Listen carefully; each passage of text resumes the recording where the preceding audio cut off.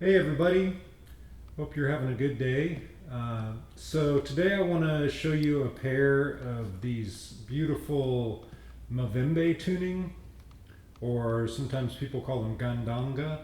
Uh, so this is a pair of mbiras that Newton Gwara, he actually made these for me in, oh gosh, I think it was 2013. 2013. He made these for me when I took a trip out there, and I ended up actually taking a lesson with Sekuru Chigamba on the song Mutamba because it was just in my head. I couldn't get it out of my head. And so I went and found Sekuru Chigamba there at his new compound, and I took a lesson with him. And I don't normally play Mavembe tuning. I used to a long time ago, but these days I mainly play Nyamaropa tuning. Um, but Sekuru Chigamba plays Mavembe, so he didn't have any built that I could purchase, but he had his own pair with his own tuning on that pair. So during the lesson, he played on one and I played on another one of his, and I videotaped the lesson and the parts, and I videotaped the tuning. And since I couldn't get an mbira from him at the time, I went back and I was staying with Mate Mai, and I talked to him and asked if he could build me a pair of mbiras in that Mavembe tuning. So I took another mbira that we had, and I made it in the Mavembe tuning and gave him that one to copy the tuning. So he built this pair while I was there, and they're really beautiful, beautiful instruments. Solid mukwa, and I like a thick keys on the mbiras. A lot of builders, especially when they're building for Western students, they kind of make the keys thinner. But it's important to me to have the tone of the thicker keys.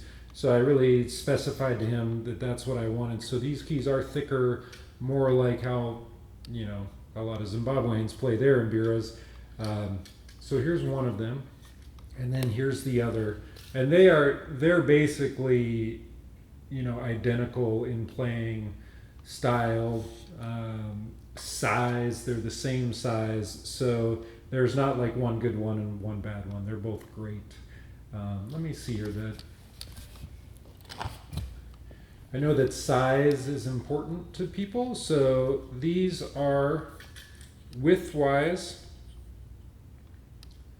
7.5 inches wide for the guariba and 9 1/16 of an inch long. And let's see. Yeah, I mean, they're basically both that exact same size. These do have the extra high key up here, and they don't have that extra bass key that Chigamba sometimes puts on his Mavembe tuning. And it goes all the way up to the octave of that extra key there. And I did just see on the top here, and I remembered a second ago I said it was solid mukwa, and that's actually not totally true. If you can see, there's pieces of mukwa that went in there, and they actually run the length. And I'm remembering now. So this is actually very special wood. This mukwa, what Matumai told me is it started out as railroad rails when they were building the railroads in Zimbabwe. So what is that, like the early 1900s? And then they took those railroad railings and they turned them into school desks. They they cut them up and made them into school desks for kids. And then he got the wood from these school desks and then made these mbiras out of it. So this wood, man, I mean, just thinking about it now, like this wood is like over 100 years old then. That's amazing to me. Mukwa, it's really hard to find really good, solid, all brown mukwa like this. You know, a lot of mbiras you see the white, the sapwood, because they just don't get as big as they used to. So anyway, enough talking about these. I'm going to turn around so you can get a good view of them while they're being played.